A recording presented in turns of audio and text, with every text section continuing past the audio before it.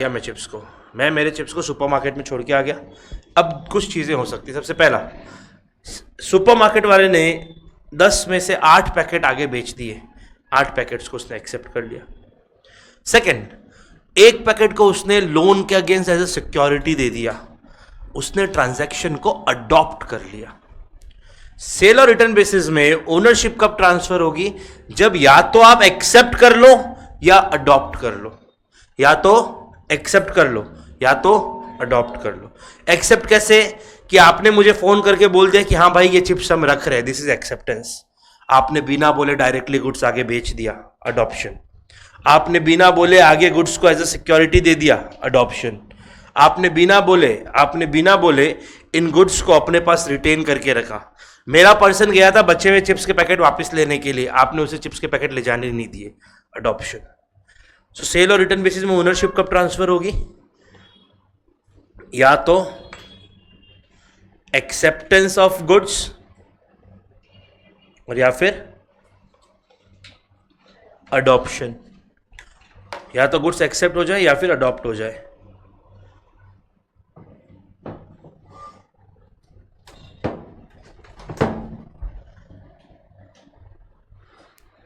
बराबर?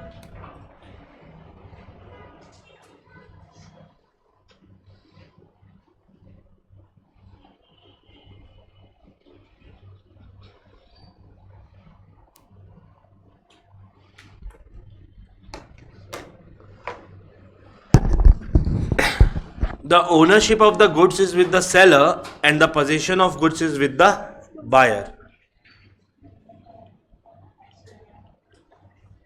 Goods sell on sale और return basis में क्या होता है? ओनरशिप सेलर के पास है, पर फिजिकली गुड्स किसके पास पड़े होते हैं? बायर के पास।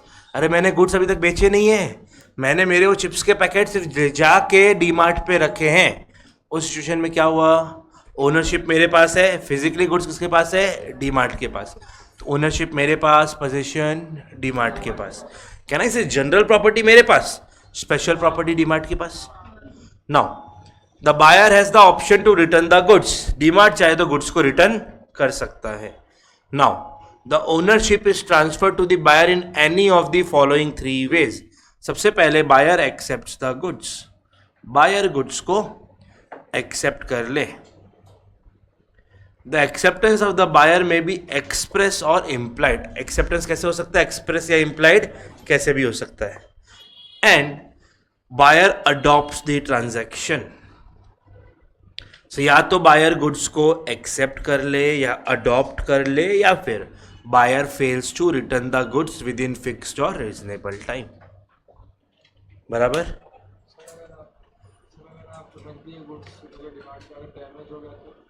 मेरा loss. Risk and reward follows ownership. Ownership तो मेरी है ना, सामने वाला तो रखने को रेडी नहीं था, मैं जबरदस्ती रख के आया हूं, वो रिस्क मुझे उठाना पड़ेगा। नाउ सर कब माना जाएगा ओनरशिप ट्रांसफर होगी? जब या तो गुड्स एक्सेप्ट हो जाए या अडॉप्ट हो जाए या फिर buyer fails to return the goods. पक्का? चलो ये तीनों पॉइंट रीड करेंगे एक बार। अडॉप्ट का एक एग्जाम्पल भी मैंने यहां दिया है।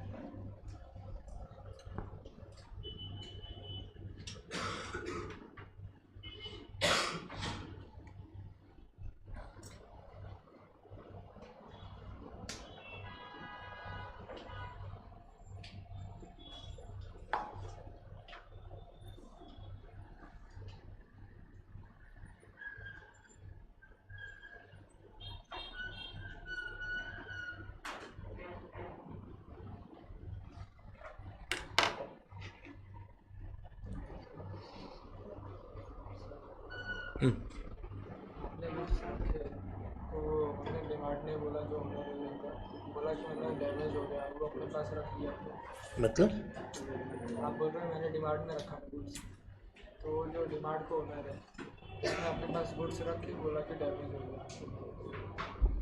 तुम मत रखो, ऐसे लोगों के साथ डील मत करो, तो ट्रस्ट बेसिस पे है ना। आपको मालूम लीगल प्रोविजन, गुड्स डैमेज हो गया, मेरी लाइबिलिटी। मुझे लगता है सच में डैमेज नहीं हुआ है, मैं जाऊंगा कोर्ट में केस लड़ूंगा। अगर मुझे लगता है गुड्स डैमेज नहीं हुआ है, सामने वाला पर्सन अपने पास गुड्स रख के बोल रहा है डैमेज हो गया है, बराबर, तो मैं चेक करके आऊंगा ना भाई, किधर डैमेज गुड्स दिखाओ मुझे। कुछ लग रहा है आपको कि नहीं गलत हो रहा है, उसने डैमेज नहीं हो फिर भी डैमेज बोल रहा है, कोर्ट में जाओ।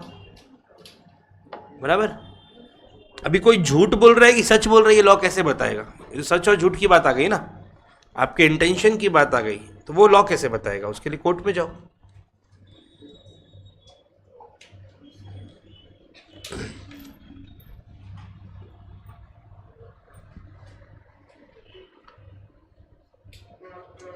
कोई कंफ्यूजन?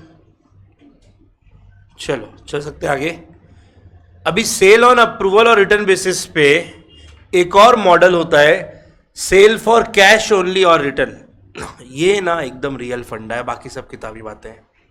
एकदम सही, पैसा दो, ओनरशिप तुम्हारी, खत्म बात। तुम्हारे पास गुड्स 1 साल से पड़े, तुमने पैसा नहीं दिया है अभी तक, ओनरशिप मेरी है। जब चाहूँ गुड्स को उठा के तुम्हारे पास से वापस ले आऊंगा, ओनरशिप मेरी है। ओनरशिप किस दिन ट्रांसफर होगी? जिस दिन पैसे दोगे। एकदम रियल फंडा तो देखो यही है, एकदम प्रैक्टिकल फंडा। बाकी सारी everything is theoretical. So it may be noted that where the goods have been delivered by a person on sale or return on the terms that the goods were to remain the property of the seller till they are paid for, कि जब तक पैसे ना दिए जाए तब तक वो प्रॉपर्टी किसकी रहेगी? सेलर की रहेगी। Then the property therein does not pass to the buyer until the terms are complied with, that is cash it paid for, कि जब तक टर्म्स कंप्लाई ना हो, जब तक पैसे ना मिले, ओनरशिप ट्रांसफर नहीं होगी। एग्जाम्पल दिया, एक बार रीड करेंगे।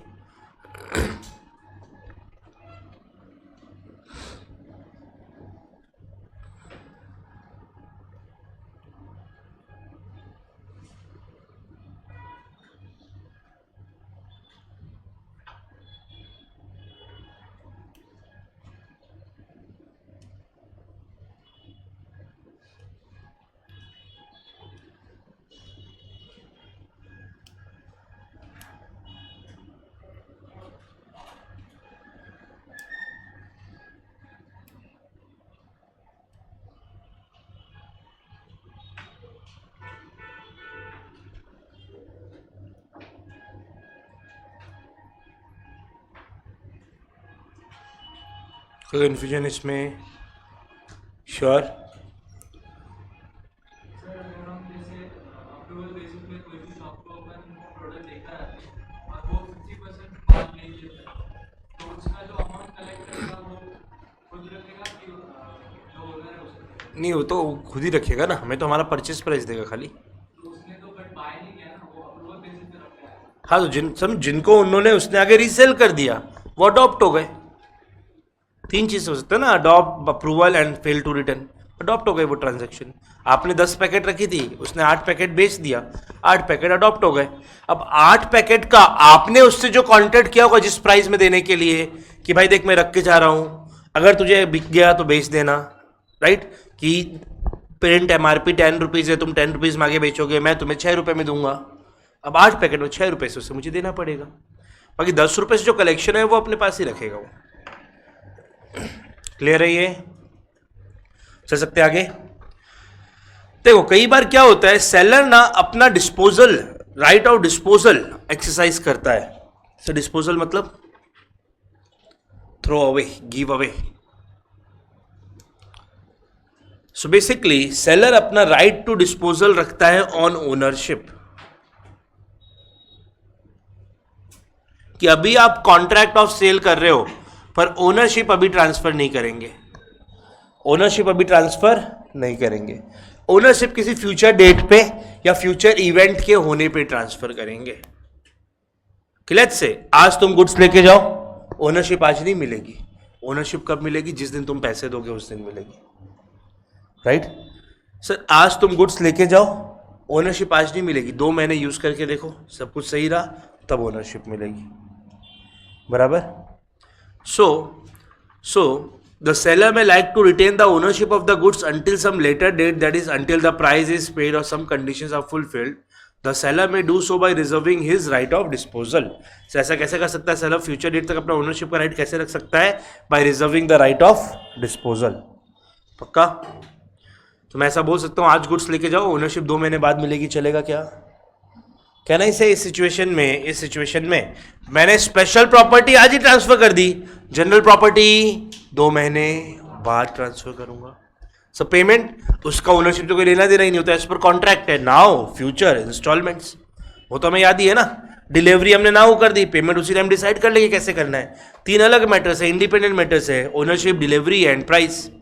बराबर, डिलीवरी हमने नाउ कर दी, सब ओनरशिप 2 महीने बाद करेंगे। एंड पेमेंट जैसे आपने कॉन्ट्रैक्ट किया होगा, नाउ फ्यूचर या इंस्टॉलमेंट्स, कैसे भी हो सकता है। याद है ना, ओनरशिप और प्राइस दोनों हो सकता है, now future and installments, sorry delivery और प्राइस। ओनरशिप एज पर contract. Now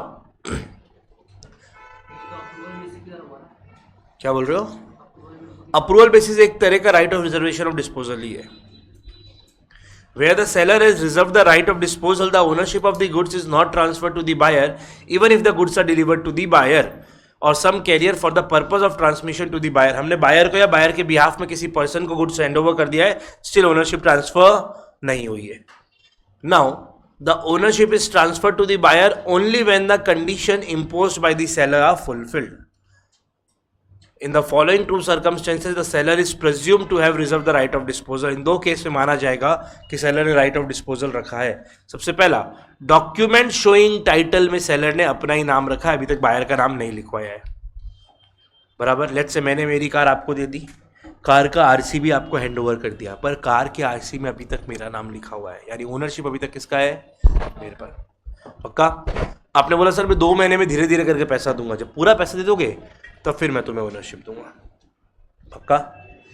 bye sending the bill of exchange for the price to the buyer along with the documents of title. हमने document of title भेज दिया, यानी position का document भेज दिया कि हम तुम्हें पोजीशन देना चाहते हैं, राइट? उसके साइड लाइक लेट्स से मैंने जब गुड्स बेचा, मैं गुड्स का इनवॉइस भेज दिया तुमको. इनवॉइस मतलब गुड्स तुम्हें दे दिया मैंने. बराबर, इसलिए देखो कई बार इनवॉइस के ऊपर जब पैसे देते हो ना, वो पेड का स्टैंप लगाते हैं, राइट? या फिर कुछ शॉपकीपर अलग से मनी रिसीट देते हैं आपको कि आपने उन्हें पैसे दिए हैं, क्योंकि इनवॉइस का मतलब डॉक्यूमेंट शोइंग टाइटल नहीं है, डॉक्यूमेंट टू टाइटल होता है इनवॉइस. इनवॉइस का मतलब कि फिजिकली आप वो गुड्स लेके जा सकते हो, राइट? ओनरशिप कब ट्रांसफर होगी उसके लिए इनवॉइस सफिशिएंट एविडेंस नहीं है. पक्का? सो या तो मैंने आपको बिल भेजा, उसके साथ बिल, या तो मैंने आपको डॉक्यूमेंट टू टाइटल यानी सॉरी डॉक्यूमेंट ऑफ टाइटल यानी कि इनवॉइस भेजा, उसके साथ बिल ऑफ एक्सचेंज भेज दिया. अब जब आप उस बिल को एक्सेप्ट करके मुझे वापस भेजोगे, जब मैं उसका पेमेंट आपसे लूंगा तब मैं ओनरशिप ट्रांसफर करूंगा. बराबर? या फिर हो सकता है मेरी कंडीशन कि जब मैंने आपको बिल भेजा, आप एक्सेप्ट करके मुझे वापस भेज दो बिल, तो मैं ओनरशिप ट्रांसफर कर दूंगा. तो इस सिचुएशन में भी मैंने फ्यूचर डेट तक ओनरशिप का राइट रिजर्व करके रखा है ना. आज आप गुड्स ले गए, मैंने आज ही आपको इनवॉइस भेज दी और बिल ऑफ एक्सचेंज भेज दिया, ओनरशिप आज ट्रांसफर होगी क्या? नहीं. जिस दिन आप मुझे इनवॉइस एक्सेप्ट करके वापस दो, सॉरी जिस दिन आप बिल एक्सेप्ट करके मुझे वापस दोगे, उस दिन ओनरशिप ट्रांसफर होगी. बराबर? कोई कंफ्यूजन है इसमें? श्योर? एकदम सिंपल. अभी उससे भी simple topic, transfer of risk. मैंने आपको ऑलरेडी बताया है, risk and reward follows ownership. The risk and the ownership of the goods go together. जिसका ओनरशिप उसका रिस्क, लिख लो वहां पे, जिसका ओनरशिप उसका रिस्क. जो ओनर है उसी का रिस्क है.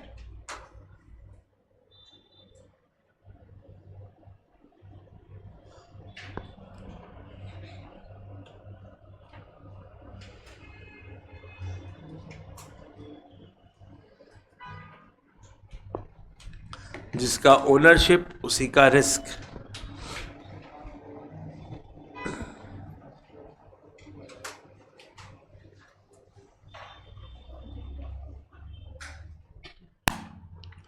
बराबर?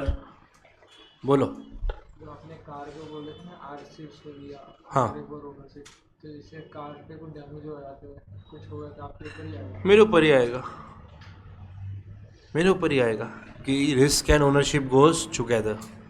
बराबर? बट इसके कुछ एक्सेप्शन है. कार देते समय मैंने विकास को कार दिया, कार देते समय मैंने उसे बोल दिया था, देख भाई जो भी डैमेज होगा तेरा रिस्पॉन्सिबिलिटी. अब कौन बियर करेगा डैमेज का लॉस? विकास. नॉर्मली रिस्क किसका होता है? ओनर का। पर इसके कुछ एक्सेप्शन है। In these exceptional circumstances the goods may be at the risk of one party and their ownership may be with the other. Car की ओनरशिप मेरे पास, रिस्क किसके पास? विकास के पास। पक्का? सर क्या क्या एक्सेप्शन है? सबसे पहले agreement between the parties. The terms of agreement between the parties may provide as to when the ownership shall be transferred and who shall suffer the loss। हमने एग्रीमेंट कर लिया कि जब कार के पूरे पैसे ये मुझे दे देगा तब मैं ओनरशिप ट्रांसफर करूंगा, राइट। बट जिस दिन से कार का स्पेशल प्रॉपर्टी ये लेके जा रहा है, जिस दिन से कार का डिलीवरी ये लेके जा रहा है, तब से सारे के सारे रिस्क किसके हो जाएंगे? विकास के हो जाएंगे। पक्का? कोई कंफ्यूजन इसमें?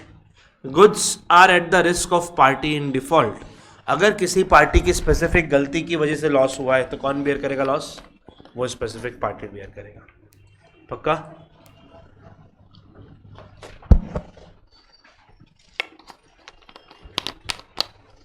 मैंने गुड्स ऑन सेल और अप्रूवल बेसिस दिए थे। मैंने कोई स्पेसिफिक कॉन्ट्रैक्ट नहीं किया कि लॉस किसका होगा।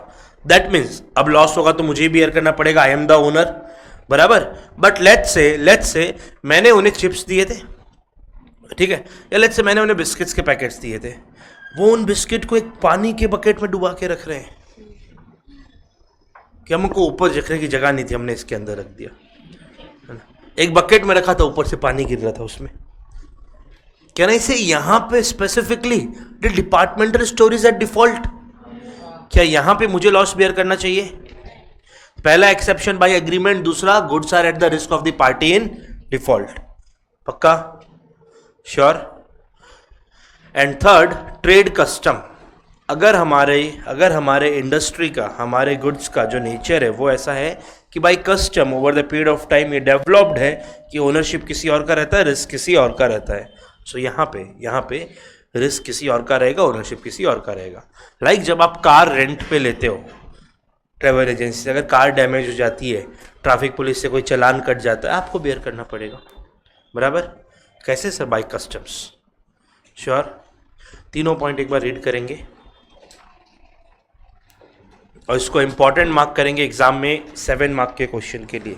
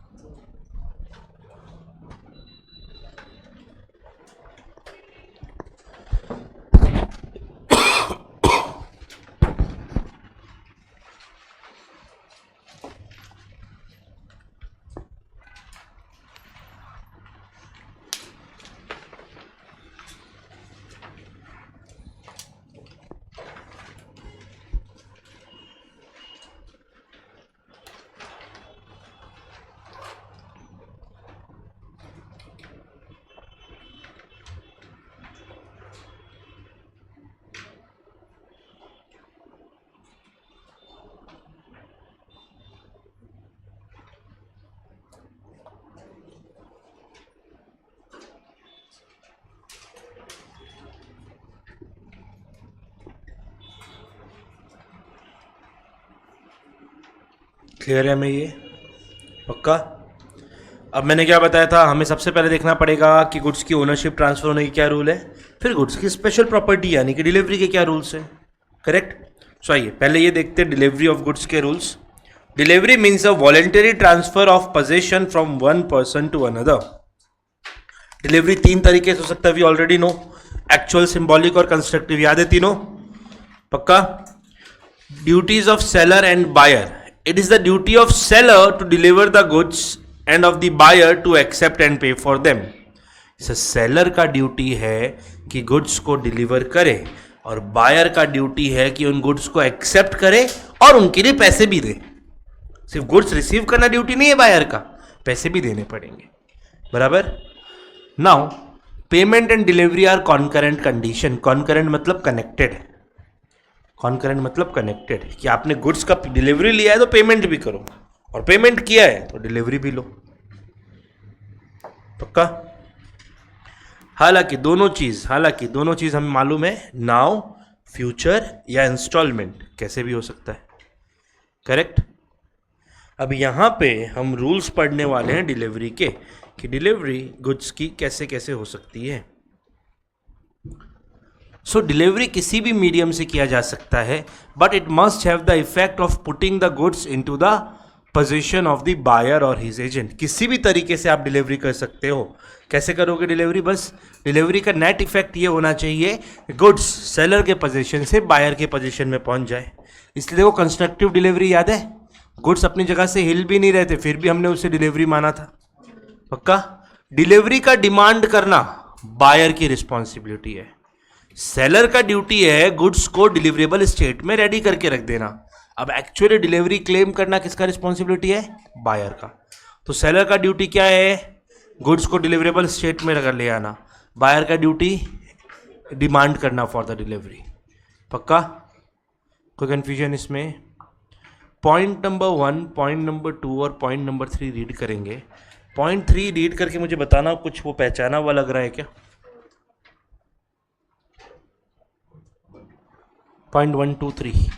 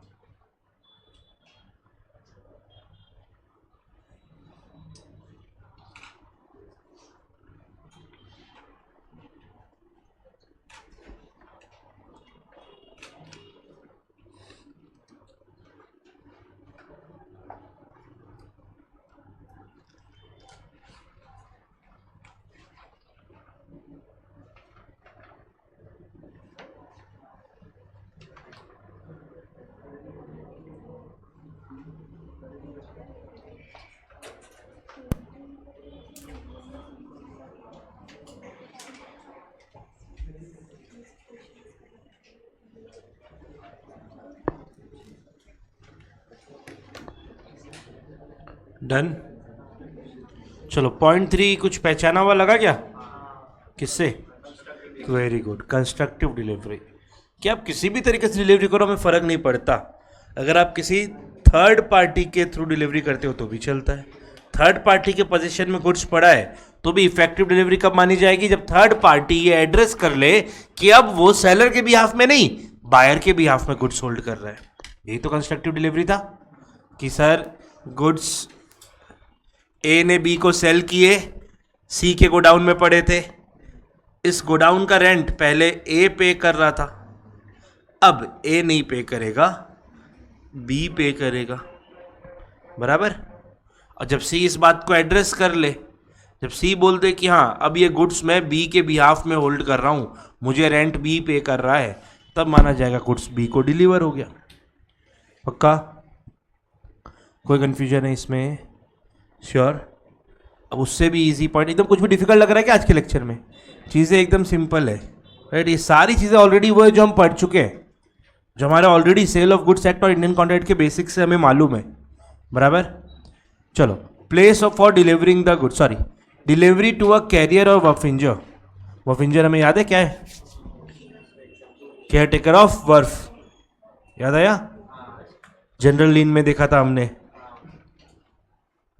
चलिए, so when the goods sold goods are delivered to a carrier or worfinger for the purpose of transmission to the buyer or safe custody, the delivery of goods to the carrier worfinger is treated as delivery to the buyer। आपने जैसे ही goods को transmit कर दिया, career को दे दिया यानी transport वाले को दे दिया, या फिर आपका सी से जा रहा है, आपने वर्फिंजर को दे दिया वर्फ में रखने के लिए, माना जाएगा आपने बायर को गुड्स डिलीवर कर दिया। अब बायर की रिस्पॉन्सिबिलिटी। बट अगर आपका कॉन्ट्रैक्ट हुआ है कि आपको बायर के यहां तक गुड्स पहुंचा के आना है, तब क्या करोगे? तब माना जाएगा डिलीवरी तब हुई है जब आपने गुड्स बायर के यहां पहुंचा दिया है। अगर ऐसा कोई कॉन्ट्रैक्ट नहीं हुआ है तो जैसे ही आपने ट्रांसपोर्ट वाले को दिया वैसे ही माना जाएगा गुड्स बायर को डिलीवर हो चुका। पक्का? कोई कन्फ्यूजन इसमें? श्योर? एक बार ये पॉइंट रीड कर लो, 2 लाइन का जो मैंने अभी रीड किया already.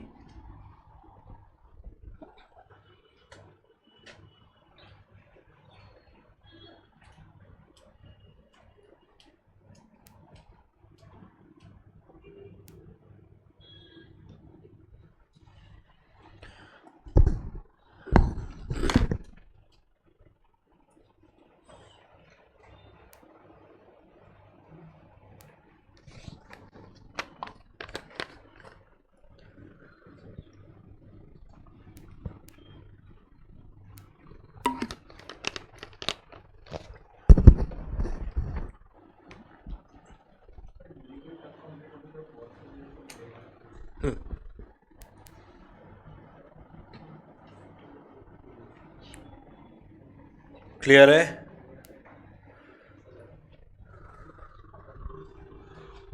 Place for delivery of goods, इसको इंपॉर्टेंट मार्क करेंगे, इससे 3 मार्क का डायरेक्ट क्वेश्चन आ सकता है।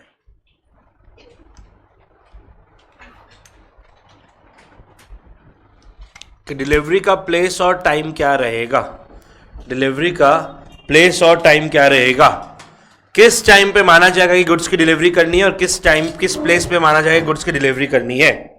सबसे पहले डिलीवरी का टाइम और प्लेस दोनों एज पर कॉन्ट्रैक्ट होगा। आप कॉन्ट्रैक्ट में बता दो गुड्स की डिलीवरी कब करनी है और कहां करनी है, कि 10 तारीख को आफ्टरनून में 2 बजे करनी है, मुलुंड स्टेशन के बाहर करनी है, राइट। बट अगर आपने ये स्पेसिफाई नहीं किया है तो टाइम का तो बड़ा क्लियर है, आपको एक रीजनेबल टाइम पे बिजनेस आवर्स पे ऑन अ बिजनेस डे देना है। इसमें तो ये हमने पहले भी देखा है, राइट, कि आपको कब देना है गुड्स का डिलीवरी, सर रीजनेबल टाइम पे, बिजनेस आवर्स पे, वर्किंग डे पे। पक्का? एनआई पढ़ चुके हैं ना हम, उसमें भी हमने देखा था ना, हर चीज़ को हमको रीजनेबल टाइम पे, बिजनेस डे पे, वर्किंग आवर्स पे देना पड़ेगा, राइट। सो अगर आपने टाइम स्पेसिफाई नहीं किया है कॉन्ट्रैक्ट में तो कब दोगे delivery, sir reasonable time, business day, business hours. पक्का? आज गुड्स का ऑर्डर आया, आप 2 साल बाद डिलीवरी करने नहीं जाओगे, एक reasonable time may be maximum 1 महीना के बाद डिलीवर करके आ जाओ गुड्स। सर कब करोगे डिलीवर, सब वर्किंग डे होना चाहिए और बिजनेस आवर्स होना चाहिए, बराबर। ये राहुल को मैंने गुड्स पे ऑर्डर प्लेस किया कि भाई मेरे को 100 समोसे चाहिए, रात को 2 बजे फ़ोन करता, सर समोसे लेके आ गया हूँ, राइट। बिजनेस आवर्स पे आओ, वर्किंग डे पे आओ, बराबर। Now the place for delivery of goods contract में स्पेसिफाइड है तो सही है, अदरवाइज अगर आपने डायरेक्ट सेल का कॉन्ट्रैक्ट किया है, place of sale, sir future existing goods, आप सब्जी खरीदने गए, उसने डिलीवरी कहा कि वहीं पे आपको पकड़ा दिया, बराबर। In case of agreement of sale, आप आज उससे टमाटो खरीदने गए, वो बोला आज तो नहीं है, आप कल आना, मैं मंगवा के रखता हूं। आपको अब डिलीवरी कहाँ मिलेगी? कल उसी जगह पे जहां पे आपने अग्रीमेंट किया था सेल का, बराबर। सर ऐसा भी तो हो सकता है वो शॉपकीपर बोले कि मैं कल घर भिजवा दूंगा एज पर कॉन्ट्रैक्ट, उसने बोल दिया वो आपको घर भिजवा देगा। नहीं बोला है तो कल आपको उसी प्लेस पे गुड्स लेने जाना पड़ेगा, बराबर। अगर goods are not in existence then the place of manufacturing. ये ऐसा रियल लाइफ में होता नहीं है, बट थियोरेटिकली अगर कोई और चीज़ अग्री नहीं हुई है तो डिलीवरी कहाँ होगी? Place of manufacturing. Goods existence में नहीं है, गुड्स बनाए जा रहे हैं आपके ऑर्डर पे, तो आपको ही जाके डिलीवरी लेनी पड़ेगी। क्लियर है? कोई कन्फ्यूजन है इसमें? सर अगर स्पेसिफाइड हो गया कि नहीं मैन्युफैक्चर होने के बाद गुड्स आपके गोडाउन में डिलीवर होने चाहिए तो पहला पॉइंट आ गया स्पेसिफाइड इन कॉन्ट्रैक्ट। स्पेसिफाइड नहीं होगा तो ये प्रिंसिपल्स फॉलो करने हैं ना। Any confusion? श्योर? चल सकते हैं आगे।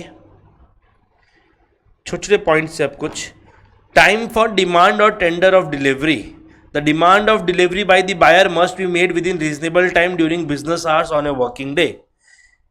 यानी मैं जब राहुल को फोन करूंगा कि हाँ भाई 100 समोसे भेज दे, तो वो भी बिजनेस आवर्स में करना चाहिए। मैं भी इसको 2 बजे फोन नहीं कर सकता, और ये जब एक्चुअल डिलीवरी लेके आएगा इसे भी बिजनेस आवर्स में आना, ये भी 2 बजे नहीं आ सकता अनलेस अदरवाइज अग्रीड। हमने कॉन्ट्रैक्ट में बात करके रखा था ये समोसे रात को 2 बजे ही ला के देने, तो रात को 2 बजे ला के देगा। अदरवाइज राहुल सोचेगा मैं क्यों समोसे खाने गया, राइट। अदरवाइज अगर कॉन्ट्रैक्ट में एग्रीड नहीं है तो सर हमेशा बिजनेस आवर्स में होना चाहिए, वर्किंग डे में होना चाहिए, रीजनेबल टाइम पे होना चाहिए। आज मैंने कॉन्ट्रैक्ट कर लिया राहुल से 100 समोसों का, राइट। अब मैं 1 साल बाद इसको फोन कर रहा हूँ समोसों का डिलीवरी भेज दे, नहीं चलेगा, रीजनेबल टाइम पे होना चाहिए। Is it clear? Expense for delivery of goods हमेशा रिस्पॉन्सिबिलिटी होती है बायर की। गुड्स को डिलीवरेबल स्टेट में लाने की रिस्पॉन्सिबिलिटी सेलर की, और गुड्स का डिलीवरी लेने की रिस्पॉन्सिबिलिटी बायर की। इसलिए ध्यान देना, कभी भी आप जब स्विगी वगैरह पे ऑर्डर करते हो डिलीवरी चार्ज ऐसा नहीं होता कि आपके बिल पे दिखाया ना जाए। वो अगर ऑफर दे रहे हैं फ्री डिलीवरी का तो डिलीवरी चार्ज दिखा के फिर उसे 0 लिखते हैं। वाई? बिकॉज डिलीवरी का कॉस्ट बियर करना बायर की रिस्पॉन्सिबिलिटी है। आपके बिल पे हमने उतना ऐड किया, फिर उसको हमारी तरफ से हमने डिस्काउंट कर दिया। कभी भी अमेजॉन फ्लिपकार्ट की फ्री डिलीवरी में देखना, आपको जो फाइनल इनवॉइस आएगा अमेजॉन का, उसमें लिखा रहता है डिलीवरी चार्ज 40, फिर माइनस करते हैं प्रमोशनल डिस्काउंट 40, क्योंकि डिलीवरी चार्ज बियर करना बायर की रिस्पॉन्सिबिलिटी है। पक्का? कोई कंफ्यूजन है इसमें?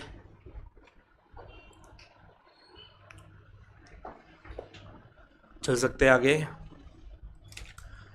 Deterioration of goods during transit. Normal loss समझते हो? अकाउंट से पढ़ोगे normal and abnormal loss. Let's say मैंने 10 लीटर्स ऑफ परफ्यूम ऑर्डर किया, एक बड़े से कंटेनर में वो आ रहा था, रास्ते में वो इवेपोरेट हो गया, मेरे पास 8 लीटर्स पहुंचा। 2 लीटर का जो लॉस हुआ नॉर्मल लॉस हुआ कि एबनॉर्मल लॉस हुआ? एबनॉर्मल। 10 लीटर्स परफ्यूम ऑर्डर किया मैंने, एक बड़े से कंटेनर में लेके आ रहा था, रास्ते में 2 लीटर परफ्यूम इवेपोरेट हो गया। नॉर्मल कि abnormal? Normal loss. This is the usual loss ना। एबनॉर्मल कैसे हुआ? ये बाउंड टू हैपन, ये तो नहीं पढ़ा नहीं है तुमने अभी तक? पढ़ा है ना? एबनॉर्मल कैसे होगा? किसको इसको एबनॉर्मल लग रहा है? क्यों राहुल? नॉर्मल की एबनॉर्मल? अरे राहुल का नहीं पूछ रहा, परफ्यूम का पूछ रहा। कैसा लॉस होगा ये? रेगुलर हो रहा है तो? हाँ, वो बाउंड टू हैपन ना, ये तो होना ही है, तो नॉर्मल लॉस हुआ ना। परफ्यूम खुले में लेके कोई इवेपोरेट हो गई तो नॉर्मल लॉस हुआ ना। क्या नहीं, आप कैसे भी करना, आप परफ्यूम की बॉटल ऐसे ही रख दो, 1 साल बाद वो इवेपोरेट आपको मिलेगा ही नहीं उसके अंदर परफ्यूम। नेचुरल डीके है, वो हो गई। आप पैक रख दो भले, परफ्यूम की सील पैक हो बॉटल की, तो भी इवेपोरेट होगा वो। रख के देखना, आज जाना खरीद 2 बॉटल खरीदना, एक मेरे को दे देना कल, है ना, एक जाके घर पे रखना, मैं भी चेक करता हूँ, तो तू भी 2 खरीद के लाना। जिसको इसको ट्राई करना है 2 बॉटल खरीद के लाना। यस, मतलब 1 साल इसे नहीं होता है, ट्राई करके देखो, ऑटोमेटिकली डिके होता है। तो प्रॉपर पैकिंग होगी वो, नॉर्मल कोई भी आप एक बॉटल रखते हो इवेपोरेट हो जाएगा। मतलब अगर आपका यूज्ड बॉटल है, आप उसको वापस पैक करके रख दो, इवेपोरेट हो जाएगी। अगर वो मशीन पैक्ड है तो नहीं होगा, नहीं, क्वांटिटी डीके होता है, आप क्वांटिटी मेजर थोड़ी ना करते हो उसको। अभी अलग अलग साइकिल होती है डिपेंडिंग ऑन दी अंदर कौन सी गैस है, कोई जल्दी इवेपोरेट होता है, कभी लेट होता है। जैसे जो इत्र का होता है वो इवेपोरेट नहीं होता है, वो वाटर बेस्ड होता है, वो इवेपोरेट नहीं होता है। जो गैस बेस्ड है वो इवेपोरेट हो जाएगा। चलो, सो जो डिटेरियोरेशन होता है उसका लॉस कौन बेयर करेगा?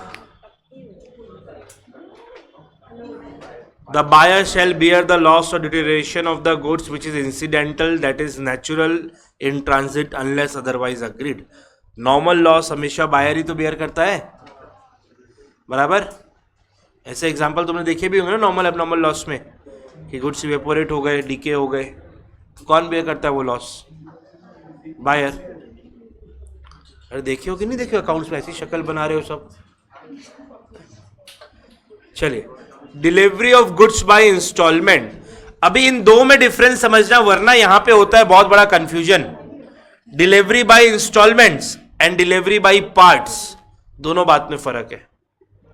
Delivery by installments and delivery by parts, दोनों बात में फर्क है।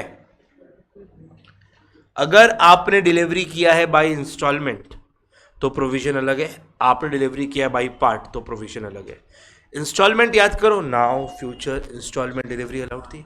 मैंने 10 एसी खरीदे, मैंने बोला हर महीने एक एसी सप्लाई करना, आज ही 10 एसी का बिल बनवा लिया, राइट। मैं हो सकता है एक साथ पेमेंट कर दूं, पेमेंट ना हो, डिलीवरी इंस्टॉलमेंट। 10 एसी सप्लाई करना 10 महीने, लास्ट में 10 एसी का बिल दूंगा, payment letter, delivery installment. 10 AC से देना, हर महीने एक एक एसी देना, हर महीने पैसा दे दूंगा, पेमेंट इंस्टॉलमेंट, डिलीवरी इंस्टॉलमेंट, कैसा भी हो सकता है ना। तो सर माना जाएगा जैसे जैसे हर महीने एक एक एसी का डिलीवरी होते जा रहा है, एक एक एसी का ओनरशिप भी ट्रांसफर होते जाएगा। पक्का? केयरफुली सुनना मेरी बात। As a rule the delivery of goods by installment is not considered as a good delivery and the buyer is not bound to accept the goods delivered to him by installment unless otherwise agreed. Installments में goods तभी दे सकते हो जब agree किया गया हो, otherwise instalment में गुड्स नहीं ले सकते। सो यहाँ पे लिख लो कि इंस्टॉलमेंट में अगर आप गुड्स देते हो तो जनरल प्रॉपर्टी ट्रांसफर होगी, जनरल प्रॉपर्टी एज पर इंस्टॉलमेंट, स्पेशल प्रॉपर्टी एज पर installment. I found this on the web. ये अलग ही खेल रहा है। जनरल प्रॉपर्टी एज पर इंस्टॉलमेंट, बायर प्रॉपर्टी और स्पेशल प्रॉपर्टी एज पर इंस्टॉलमेंट। कि जब इंस्टॉलमेंट ट्रांसफर होगा तभी जनरल प्रॉपर्टी ट्रांसफर होगी, जब इंस्टॉलमेंट ट्रांसफर होगा तभी स्पेशल प्रॉपर्टी ट्रांसफर होगी। जनरल प्रॉपर्टी एज पर installment, special property also as पर इंस्टॉलमेंट। इसमें हंसने की कौन सी बात है? आपका जब एक इंस्टॉलमेंट ट्रांसफर हुआ है, आपके गुड्स का जब एक इंस्टॉलमेंट फिजिकली आपको मिला है, तभी आपकी स्पेशल प्रॉपर्टी ट्रांसफर हुई और आपकी ओनरशिप यानी जनरल प्रॉपर्टी भी उसी टाइम पे ट्रांसफर हुई। मैंने 10 एसी खरीदा और मैंने बोला हर महीने एक एसी डिलीवर करना, राइट। फर्स्ट मंथ जब एक एसी मुझे डिलीवर हुआ, उसी टाइम पे उसका स्पेशल प्रॉपर्टी मेरे को मिला और उसी टाइम पे उसका जनरल प्रॉपर्टी भी मिलेगा। सेकेंड मंथ जब एक और इंस्टॉलमेंट की डिलीवरी आएगी मेरे पास, उसी टाइम पे उस सेकेंड एसी का मेरे को स्पेशल प्रॉपर्टी मिला, उसी टाइम मुझे उसका जनरल प्रॉपर्टी मिला, बराबर। इसके ऊपर एग्जाम में 8 मार्क का केस स्टडी आया था, छोटे से पॉइंट पे, 3 लाइन के पॉइंट पे।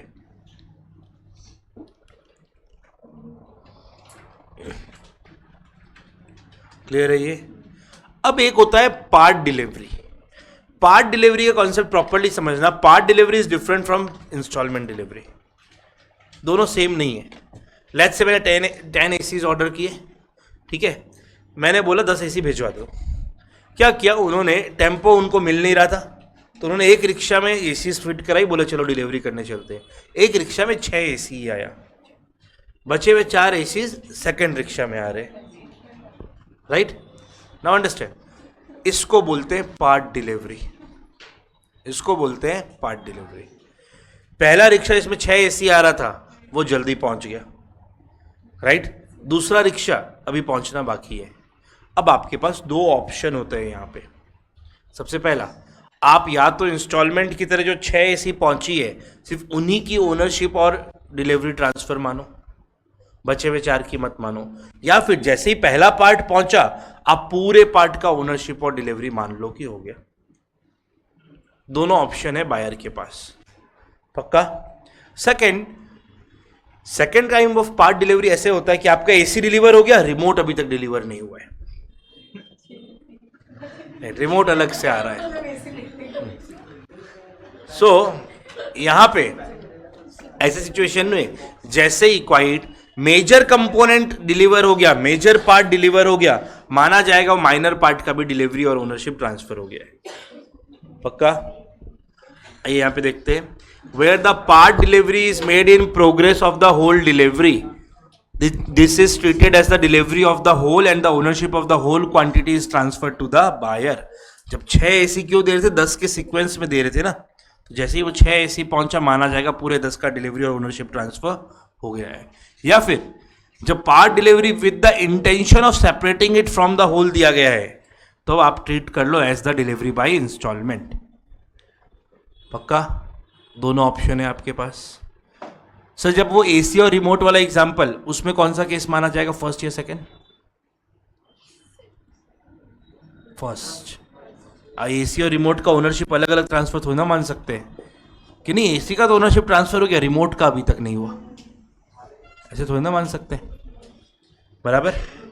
जैसे कैसे, तो लेट से आप जब भी आपने अगर ऑनलाइन कोई इलेक्ट्रॉनिक्स ऑर्डर किया, ठीक है, आपने लेट से टीवी ऑर्डर किया, उसके साथ वॉल माउंट ऑर्डर किया, कई बार वॉल माउंट ऑर्डर किया उसके साथ। सो कई बार क्या होता है, माउंट को टेक्नीशियन जब फिटिंग करने आता है तो वो लेके आता है, राइट? सब समझो, लेकिन उस माउंट का ओनरशिप कब माना जाएगा ट्रांसफर हो गया, जैसे ही टीवी आपको डिलीवर हुआ, हालांकि माउंट बाद में आया, बराबर?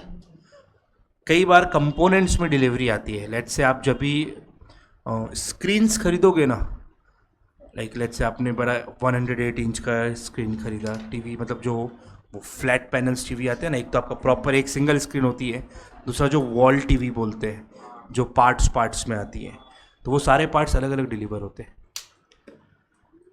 कि आपने as a whole let's say Flipkart से वो ऑर्डर किया, अब उसके वायर्स अलग से आपके पास पहुंचेंगे, वो स्क्रीन का पैनल अलग से पहुंचेगा, उसकी मशीन अलग से आएगी, सब अलग अलग पैकेज में आएंगे।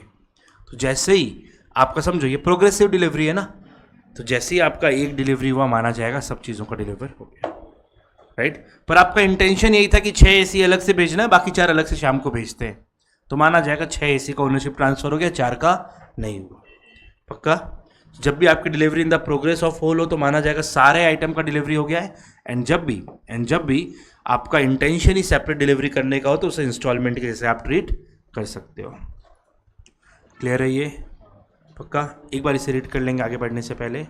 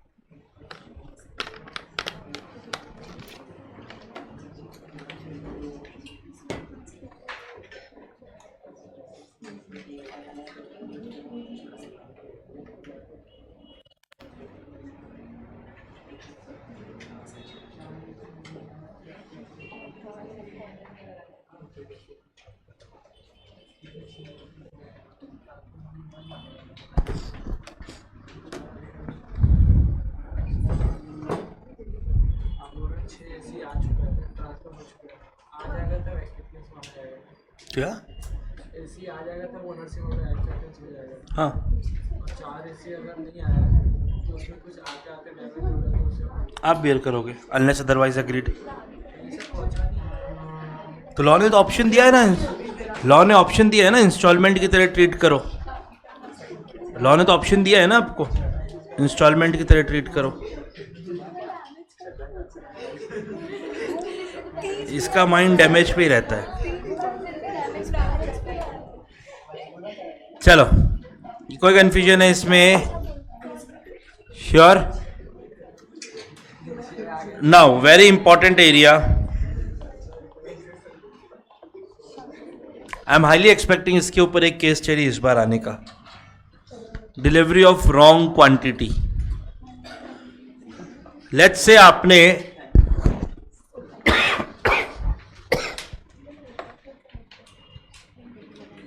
Thousand packet of Oreo order किए, आपको 600 पैकेट्स ही डिलीवर हुए। आपके पास चॉइस है, पूरे 600 रख लो या पूरे 600 रिजेक्ट कर दो। 600 रखोगे 600 का ही पैसा देना पड़ेगा। क्लियर है? हो सकता है आपके पास 1200 पैकेट्स आ जाए, पूरे रख लो पर फिर पैसे भी पूरे के देने पड़ेंगे। या तो पूरे रिजेक्ट कर दो, या फिर 1000 रख लो, 1000 के पैसे दे दो और 200 रिजेक्ट कर लो। पक्का? नाउ हो सकता है आपके पास 1000 पैकेट ही आए ओरियो के, 800 ओरियो जो आपको चाहिए था वो आया, 200 कोई दूसरा फ्लेवर का आ गया। वेरिएंट्स आते हैं ना आजकल तो ओरियो के, है ना, वो घटिया सा स्ट्रॉबेरी वाला आ गया, राइट? अब चॉइस है, या तो पूरे 1000 को रिजेक्ट कर दो या फिर एक्सेप्ट कर लो। एक्सेप्ट दो तरीके से कर सकते हो, पूरे 1000 को एक्सेप्ट कर सकते हो या फिर 800 को एक्सेप्ट करके 200 को रिजेक्ट कर सकते हो। पर ये सिचुएशन ऐसी थी जब बाइफरकेट कर पाना पॉसिबल था। लेट्स से आपने 10 kg ऑफ शुगर ऑर्डर किया ऑफ ग्रेड ए, आपको डिलीवरी आया 10 kg का, उसमें बट 8 kg ग्रेड ए का है, 2 kg ग्रेड बी का है। अब इसे तुम सेपरेट कैसे करोगे? बराबर? तो चॉइस है, या तो पूरा 10 kg रिजेक्ट कर दो या पूरा 10 kg एक्सेप्ट कर दो। पक्का?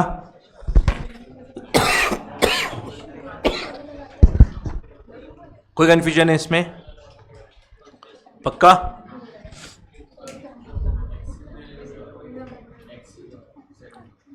क्या एक्सेस वाला?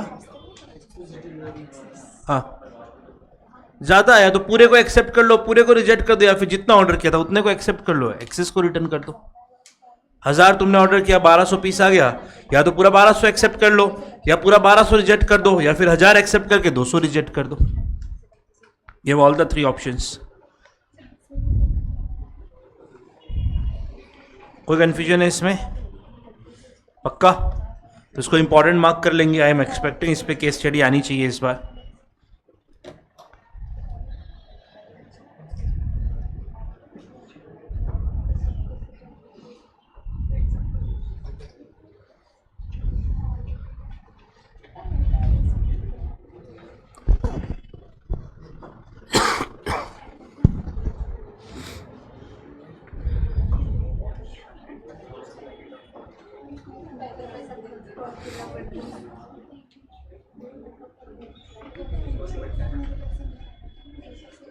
चलें आगे।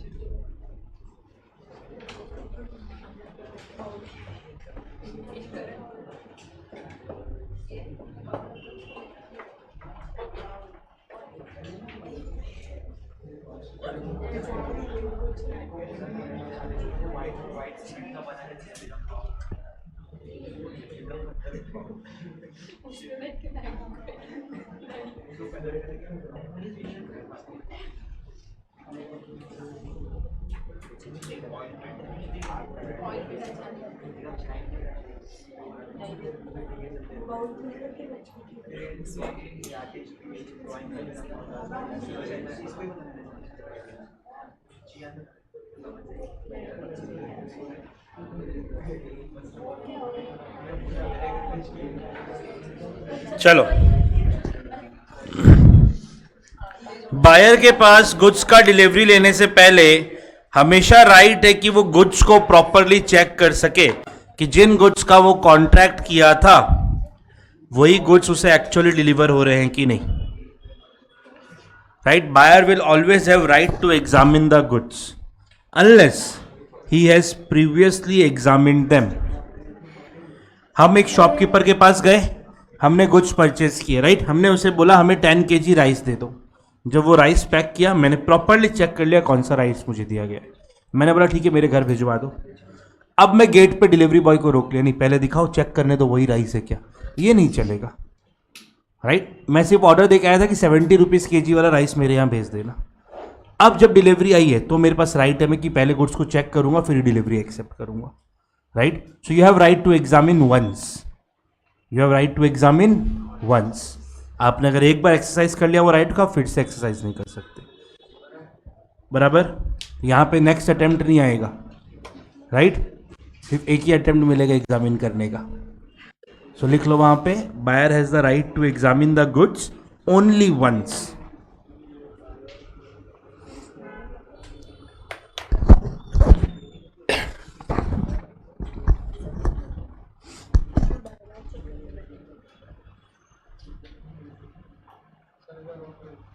Buyer has the right to examine the goods only once.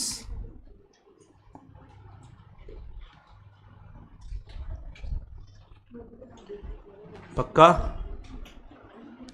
कोई कंफ्यूजन है इसमें? श्योर? चलो अब मेरी बात समझना.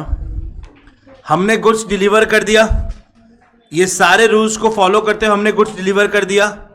कब माना जाएगा कि हमारे डिलीवर किए हुए गुड्स को बायर ने एक्सेप्ट कर लिया है?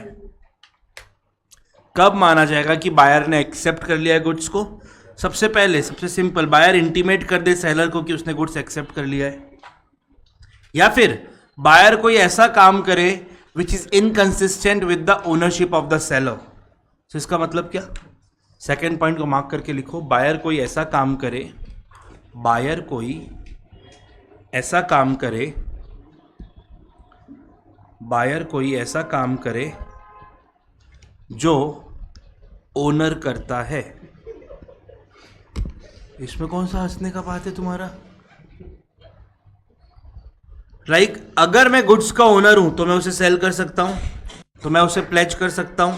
तो बायर ने सेलर को इन्फॉर्म नहीं किया कि वो गुड्स को एक्सेप्ट कर रहा है, पर डायरेक्टली उसने क्या किया, गुड्स को प्लेज कर दिया. तो माना जाएगा बायर ने गुड्स को एक्सेप्ट कर लिया है. पक्का? मतलब जो इनकंसिस्टेंट, मतलब इनकंसिस्टेंट का मतलब कैसे समझाऊं, सोचने दो.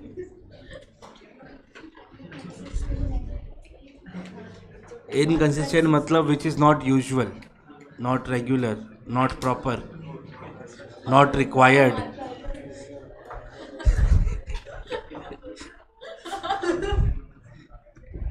पहली बार किसी ने इनकंसिस्टेंट का मीनिंग पूछा इसलिए थोड़ा सोचना पड़ा.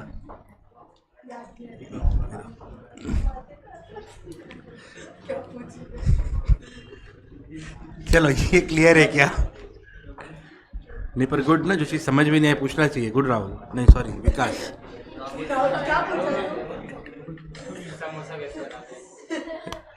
चलो, सो कब माना जाएगा गुड्स एक्सेप्ट हो गया? सबसे पहला अगर बायर सेलर को इंटीमेट कर दे कि वो गुड्स को एक्सेप्ट कर रहा है। नंबर 2, अगर बायर कोई ऐसा काम करे जो ओनर है वही कर सकता है, जो सेलर के ओनरशिप से इनकंसिस्टेंट है। यानी अगर मैं गुड्स को प्लेज कर रहा हूं तो क्या माना जाएगा कि बायर इसका ओनर नहीं है, बायर के ओनरशिप से इनकंसिस्टेंट वर्क कर रहा हूं मैं, correct. And third, buyer retains the goods after the lapse of reasonable time without intimating the seller that he has rejected them. मैंने आज गुड्स सप्लाई किया बायर को, राइट, बहुत टाइम हो गया, पेमेंट नहीं आया, 1 साल बाद में पेमेंट लेने गया गुड्स का, तो बोलता नहीं वो गुड्स तो मुझे चाहिए ही नहीं थे। मैंने बोला तो इन्फॉर्म क्यों नहीं किया, वो इन्फॉर्म करना तो भूल गया, तो माना जाएगा आपने एक्सेप्ट कर लिया। एक रीजनेबल टाइम तक अगर आपने इन्फॉर्म नहीं किया कि आपने गुड्स को रिजेक्ट कर दिया है तो फिर माना जाएगा कि आपने गुड्स को एक्सेप्ट कर लिया। पक्का? श्योर? अभी एक इंपॉर्टेंट बात ध्यान रखना, यहां पर जो तुम्हें एक छोटा सा पॉइंट दिख रहा है ना, इसके ऊपर 7 to 8 मार्क की केस स्टडी बन के आती है और बहुत सिंपल, फुल मार्क्स लाने लायक। बायर जब भी गुड्स को रिजेक्ट करता है, उन्हें रिटर्न करना बायर की रिस्पॉन्सिबिलिटी नहीं है। ध्यान से सुनना, बायर ने गुड्स परचेस किया, डिलीवरी लेना किसकी रिस्पॉन्सिबिलिटी थी? बायर की। जब बायर ने गुड्स को रिजेक्ट कर दिया, वापस गुड्स ले जाने की रिस्पॉन्सिबिलिटी होती है सेलर की। पक्का? यानी जिसको गुड्स लेके जाने हो उसी की रिस्पॉन्सिबिलिटी है। जब बायर ने परचेस किया, उसे गुड्स लेके आने, उसकी रिस्पॉन्सिबिलिटी। बायर ने गुड्स को रिजेक्ट कर दिए, सेलर को गुड्स लेके जाने, उसकी रिस्पॉन्सिबिलिटी। पक्का? सो बायर ने गुड्स को रिजेक्ट कर दिया, रिजेक्ट करके सेलर को इन्फॉर्म कर दिया, तुमने फ्लिपकार्ट से गुड्स परचेस किया, तुम्हें नहीं चाहिए, तुमने रिटर्न के लिए पोस्ट कर दिया। अब रिटर्न तुम जाके कोरियर करके आते हो या उन लोग लेके जाते हैं? उन लोग लेके जाते हैं, बराबर। क्या उन लोग रिटर्न के लिए तुमसे कोई चार्ज लेते? क्यों? क्योंकि रिटर्न लेके जाना सेलर का रिस्पॉन्सिबिलिटी है। सब पर डिलीवरी भी तो वही करके जा रहे थे, वो तो तुम्हें सर्विस प्रोवाइड कर रहे थे, तुमसे डिलीवरी चार्ज ले रहे थे ना। एज एन ऑफर मैंने बताया कि एज एन ऑफर भले वो तुमसे 0 कर दे, पर वो शिपिंग चार्जेस लेते हैं ना तुमसे, डिलीवरी चार्जेस, कि लेट से डिलीवरी चार्ज 40 रुपीज़, फिर तुमने प्रमोशनल ऑफर देके तुम्हारा वो 0 कर दे भले, राइट। सो गुड्स का डिलीवरी लेना किसकी रिस्पॉन्सिबिलिटी? बायर की। और गुड्स को रिटर्न लेके जाना रिजेक्टेड हुआ तो सेलर की। पक्का?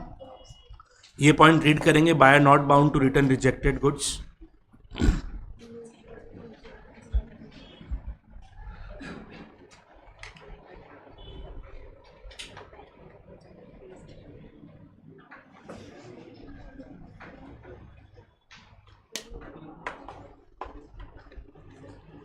Unless otherwise agreed, where goods are delivered to the buyer and he refuses to accept them, having the right so to do, he is not bound to return them to the seller.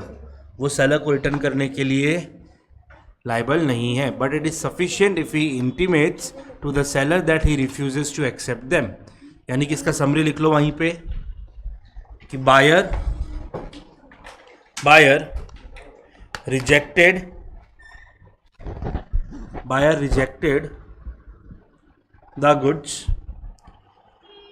rejected the goods and informed the seller.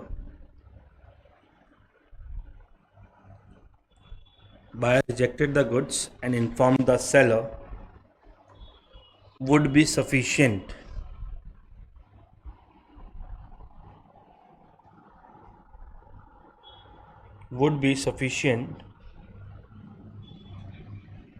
he would not be required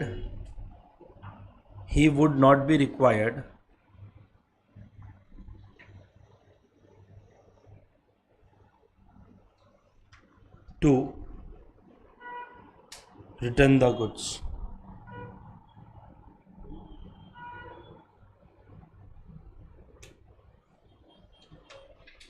पक्का?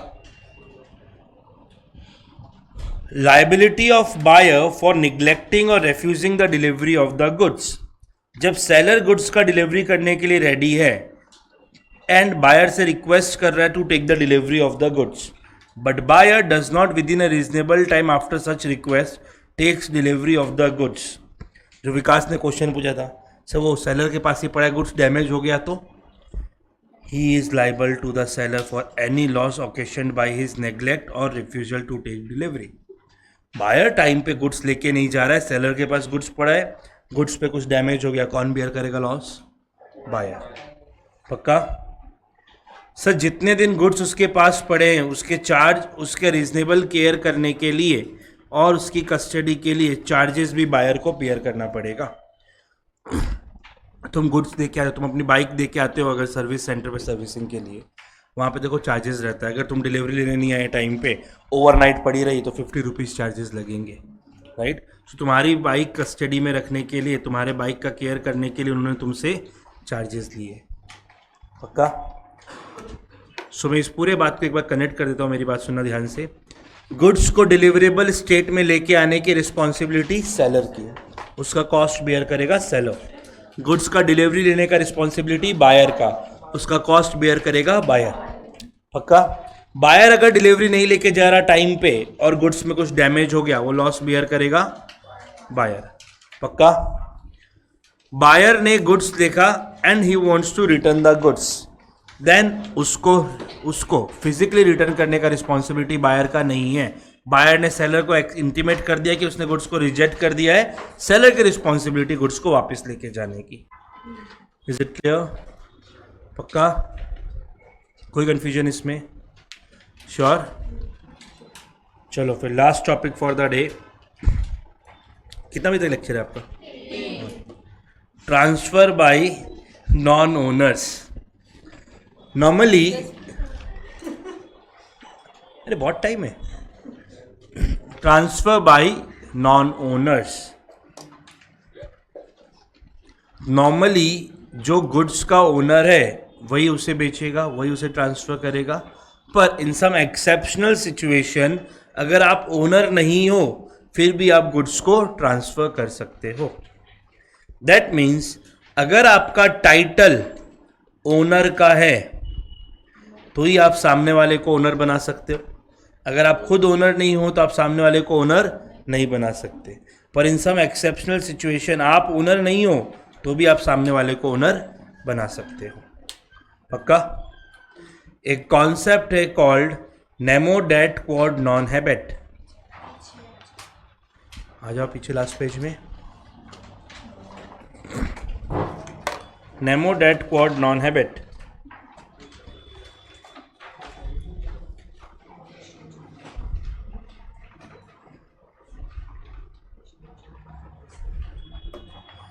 इसका मतलब है no one can pass a better title then he himself has.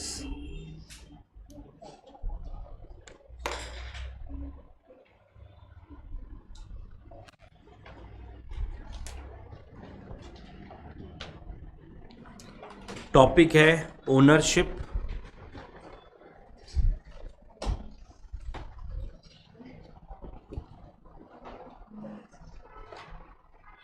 Chapter है सोगा का unit 3 and page number आप देख लो अपने बुक से 133.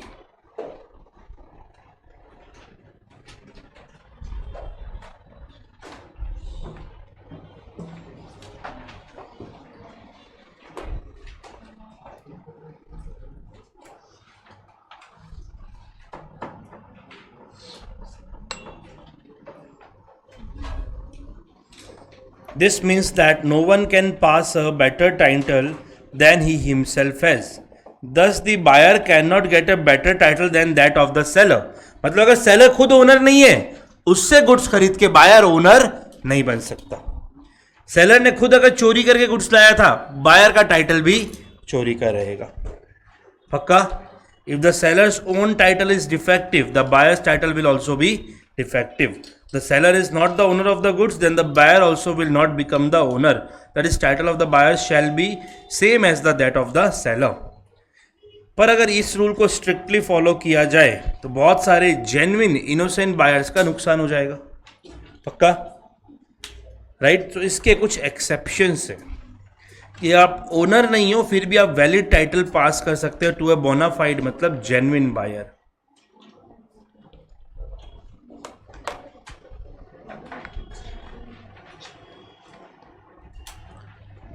सबसे पहले सेल बाय अ मर्केंटाइल एजेंट। मर्केंटाइल मतलब बिजनेस, मर्केंटाइल मतलब बिजनेस।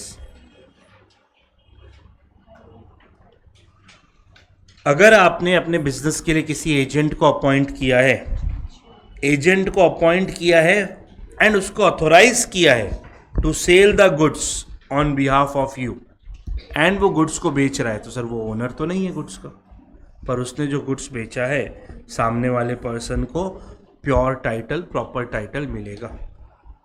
मेरे गुड्स, मेरी शॉप, मैंने मिस्टर एक्स को अपॉइंट किया अपने यहाँ sale as a sale agent. अब वो सेल एजेंट जब गुड्स को बेच रहा है, राइट, उसने लेट्स से उसने राहुल को गुड्स बेचा, राहुल को गुड्स का क्लीन टाइटल मिलेगा। इवन दो बेचने वाला पर्सन, जो सेल्स मैनेजर, जो सेल्स एजेंट था, उसके पास गुड्स की ओनरशिप नहीं थी, स्टिल उसने ओनरशिप ट्रांसफर कर दी। Is it clear? So sale made by mercantile agent of the goods for document of title to goods would pass a good title to the buyer in the following circumstances. सबसे पहला, he was in the possession of goods of the document with the consent of the owner, कि मेरे permission से ही उसके पास goods था। And if the sale was made by him when acting in the ordinary course of business as a mercantile agent. मेरा mercantile agent तो है, पर मैंने उसे गुड्स बेचने के लिए ऑथोराइज ही नहीं किया, मैंने उसे सिर्फ गुड्स परचेज करने के लिए ऑथोराइज किया था। क्या ये सेल प्रॉपर सेल मानी जाएगी? पक्का? If the buyer had acted in the good faith and has at the time of contract of sale no notice of the fact that the seller had no authority to sell. मैंने क्या बोला? मैंने authorise किया था mister X को सिर्फ purchase करने के लिए, उसने गुड्स सेल किया।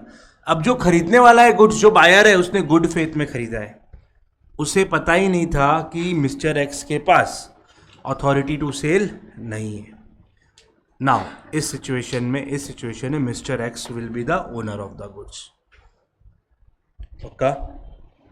मिस्टर एक्स को पता था, सॉरी बायर को पता था कि मिस्टर एक्स के पास authority to sell the goods नहीं है, फिर भी बायर ने मिस्टर एक्स से गुड्स परचेज कर लिए। क्या प्रॉपर टाइटल मिलेगा? नहीं। पक्का? Any confusion over here? Sure? कोई कंफ्यूजन? चलो एक बार quickly sale by mercantile agent को रीड करेंगे।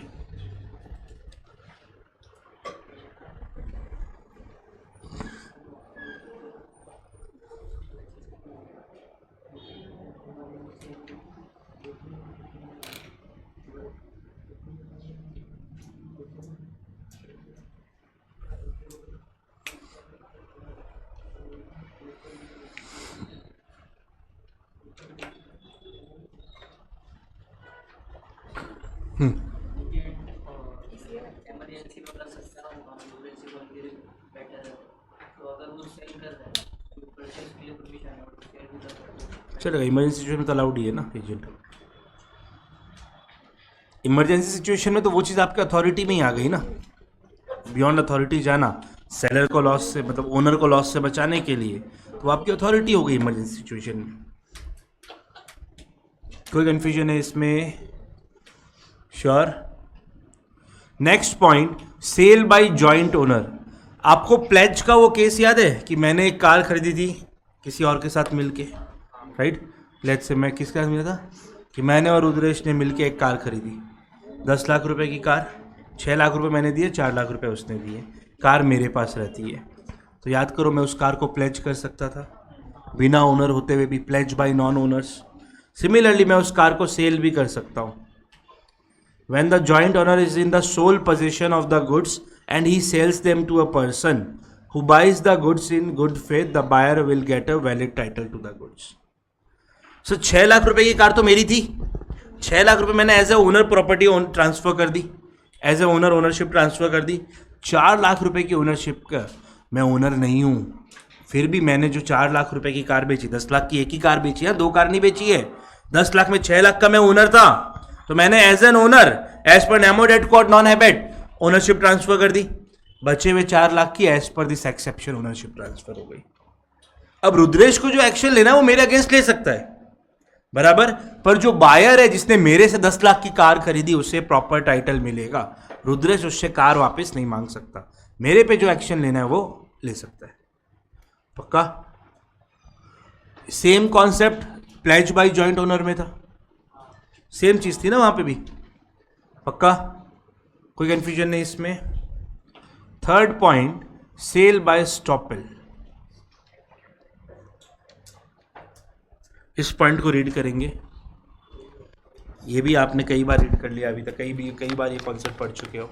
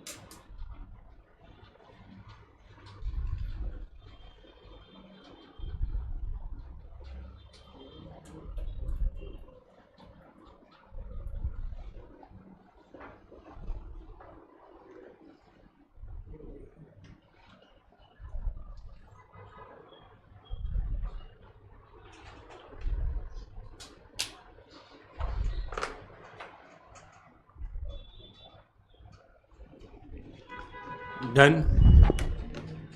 So when the owner of the goods by his conduct or by his statement willfully leads the buyer to believe that the seller has the authority to the sell, then he is stopped from denying the seller's authority to sell. मेरे goods थे, ये करण किसी और person को वो goods ये बोल के बेच रहा था कि ये गुड्स उसके। मेरी कार थी, करण ड्राइव कर रहा था। मिस्टर एक्स ने पूछा कि ये कार तेरी है, उसने बोला हाँ मेरी है, राइट। फिर इसने वही I want to sell my car, are you interested. मैं ये सब बैठ के सुन रहा था। मैंने क्या किया, मैंने बाय स्टॉपेल अपना परमिशन दे दिया। याद करो, ये तो हमने पढ़ा था ना, right, partnership bye estoppel, right. मैंने बाय स्टॉपेल करण को ओनर बना दिया। पक्का? अब वो कार बायर खरीदने के लिए आ रहा, मैं उसे मना नहीं कर सकता। नाउ आई कांट डिनाई कि करण ओनर नहीं है, राइट। करण ने वो कार बेच दी। वो कार के सामने वाला पर्सन जो परचेज कर रहा है, एक्चुअली ओनर तो मैं था, करण ओनर नहीं था। फिर भी इसने जो कार बेची, सामने वाले पर्सन को वैलिड ओनरशिप मिलेगी। पक्का? इसे इंपॉर्टेंट मार्क कर लेंगे। इससे क्वेश्चन डिफिकल्ट नहीं आता है, पर स्टूडेंट्स एग्जाम में कंफ्यूज हो जाते हैं। हाँ, उसका पैसा नहीं, मैं उससे रिकवर करूंगा ना। हाँ, एक्चुअली कार तो मेरी थी, बराबर। कोई कंफ्यूजन है इसमें? सेल बाय अनपेड सेलर, ये वैसे यूनिट 4 में डील करेंगे। लेट्स से मैंने गुड्स बेच दिए, गुड्स का ओनरशिप ट्रांसफर कर दिया, पर फिजिकली वो गुड्स अभी भी मेरे पास पड़े, या फिर मैंने उन गुड्स को रिटेन करके रखा हुआ है कि जब तक पैसे नहीं दोगे गुड्स नहीं दूंगा। ओनरशिप तुम्हारी हो गई गुड्स की, पर फिजिकली मेरे पास पड़े, तो कहना ही से मैं गुड्स का ओनर नहीं हूं, पर फिजिकली मेरे पास पड़े तो मैं गुड्स को बेच दूंगा। क्यों? क्योंकि तुम पैसे नहीं दे रहे हो। जब तुम पैसे नहीं दे रहे हो, मैं गुड्स को बेच दूंगा, तो सामने वाला पर्सन जो मेरे से गुड्स खरीद रहा है, इवन दो मैं गुड्स का ओनर नहीं हूं, उसे गुड्स का प्रॉपर टाइटल मिलेगा। पक्का? कोई कंफ्यूजन है इसमें? Next point, sale by seller in position of goods after their sale, read करेंगे। जस्ट मैंने जो एक्सप्लेन किया कि सेलर ने कंटिन्यू किया to have the position of the goods even after their sale. मैंने गुड्स को सेल कर दिया, ओनरशिप आपको ट्रांसफर कर दी, पर फिजिकली मेरे पास ही पड़े हैं गुड्स को, और मैंने किसी और को वो गुड्स बेच दिए, सो सिमिलर केस है सेल बाय अनपेड सेलर और sale by seller in position of goods. फर्क इतना, अनपेड सेलर में मुझे पैसे नहीं मिले थे तुमसे, इसलिए मैंने गुड्स को बेचा, और यहाँ पे हो सकता है मुझे पैसे मिल गए हो, तुमको मैंने 100 रुपये में गुड्स बेच दिया, तुम बोले भैया एक बार आपके पास ही रखा हुआ, मैं लेके जाता हूँ बाद में। होता ना कई बार शॉपकीपर से हम गुड्स खरीदते हैं, तो भैया रख के रखना, आता हूँ थोड़ी देर में। कोई और आया 120 रुपये देने को रेडी है, मैंने उसको गुड्स बेच दिया, सामने वाले पर्सन को वैलिड टाइटल मिलेगा। अब रहा बात तुम्हारे और मेरे बीच का, तुम मेरे ऊपर लीगल एक्शन लो। गुड्स तो तुम्हारे थे ना, तुम्हारी ओनरशिप थी, तो मेरे ऊपर लीगल एक्शन लो, चलेगा। पर समझो हम चैप्टर क्या पढ़ रहे हैं, हम nemo date code non habet का एक्सेप्शन पढ़ रहे हैं कि मैं ओनर नहीं रहते हुए भी गुड्स को जब बेचा, सामने वाले को वैलिड टाइटल मिलेगा। Is it clear? पक्का? मैंने गुड्स तुमको दिए थे, सिर्फ गुड्स का पोजीशन तुम्हारे पास था, ओनरशिप अभी तक तुम्हें ट्रांसफर नहीं किया था। तुमने गुड्स को आगे बेच दिया किसी पर्सन को, माना जाएगा सामने वाले को वैलिड टाइटल मिला है। मैंने गुड्स तुम्हें अभी फिजिकली दे दिए, बोला 1 महीने के बाद तुम्हें ओनरशिप ट्रांसफ़र करूंगा, जब तुम पैसे दोगे तब मैं ओनरशिप तुम्हें ट्रांसफ़र करूंगा। पक्का? तुमने बिना ओनरशिप ट्रांसफ़र हुए हुए गुड्स को आगे बेच दिया। मैंने आज तुम्हें गुड्स दिया, 1 महीने के बाद ओनरशिप देने वाला था, तुमने 10 दिन बाद गुड्स को बेच दिया। तुम ओनर नहीं थे गुड्स के, फिर भी माना जाएगा तुमने जिनको गुड्स बेचा है उससे वैलिड टाइटल मिलेगा। पक्का? ये दोनों पॉइंट एक दूसरे के अपोजिट है। पहले वाले में सेल के बाद भी गुड्स मेरे पास पड़े, दूसरे वाले में ओनरशिप ट्रांसफर नहीं होने के बाद भी गुड्स तुम्हारे पास पड़े। राइट? प्लीज इस पॉइंट को रीड करेंगे। पहले पॉइंट में क्या हुआ, मैंने गुड्स को सेल कर दिया, ओनरशिप तुम्हें ट्रांसफर कर दिया, फिर भी फिजिकली गुड्स मेरे पास पड़े थे। सेकेंड सिचुएशन में मैंने गुड्स को तुम्हें सिर्फ ट्रांसफर किया है, ओनरशिप मेरे ही पास है, फिर भी तुमने आगे गुड्स को सेल कर दिया। इस पॉइंट को रीड करेंगे। Sale by the buyer in position of goods after their cell.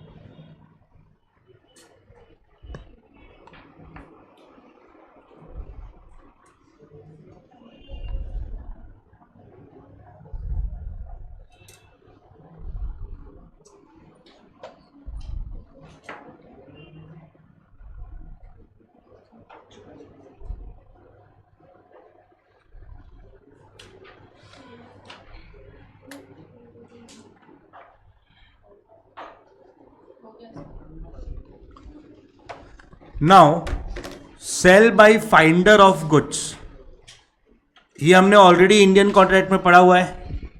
Finder of lost goods से 2 सिचुएशन में बेच सकते हैं। पहला, अगर गुड्स पेरिशेबल है तो बेच दो, नॉन पेरिशेबल है और गुड्स को मेंटेन करने का खर्चा 2/3 of the value of goods से ज़्यादा हो रहा है तो बेच दो। और हमें तो इसका एक थर्ड कंडीशन भी मालूम है, अगर owner found, right, but not paying the expenses, आपके जो एक्सपेंसेस लगे हैं वो पे नहीं कर रहा है तो आप गुड्स बेच दो। या फिर हमें तो एक कंडीशन और मालूम है, owner not found after reasonable search.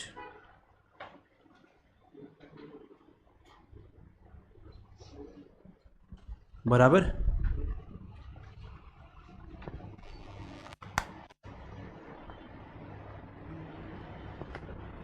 Sure?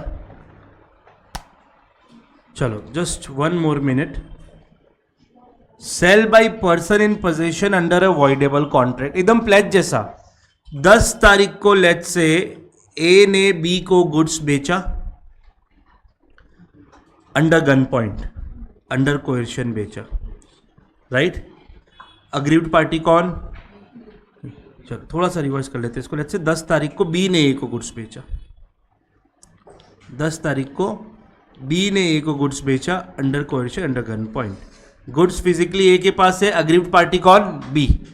ए ने बी को गन पॉइंट पर रख के उसकी कार 1 लाख रुपए में खरीद ली। अब ए ने सी को 12 तारीख को ये कार बेच दिया। B being the aggrieved party A के ऊपर एक्शन ले सकता है, इसने एक्शन लिया 16 तारीख को। Is the transaction between A and C valid? पक्का? अब बी को जो एक्शन लेना है वो ए के ऊपर ले सकता है, पर ए ने जो सी को सेल किया है वो वैलिड रहेगा। ए प्रॉपर ओनर नहीं है, still C will become the proper owner. This will be exception under nemo date code non habet. पक्का? कोई कंफ्यूजन इसमें? सेम एज प्लेज है ये, राइट।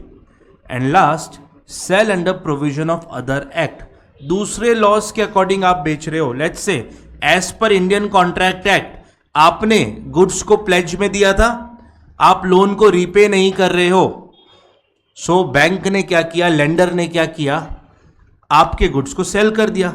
याद करो प्लेज में आप, pledge is a kind of bailment, तो ओनरशिप तो आप ही के पास थी, आपने सिर्फ for the purpose of security goods को सामने रखा था, राइट। सामने वाला ओनर नहीं है, बैंक ओनर नहीं है, लेंडर ओनर नहीं है, स्टिल उसने गुड्स को बेचा, तो जो बायर है उसे वैलिड टाइटल मिलेगा।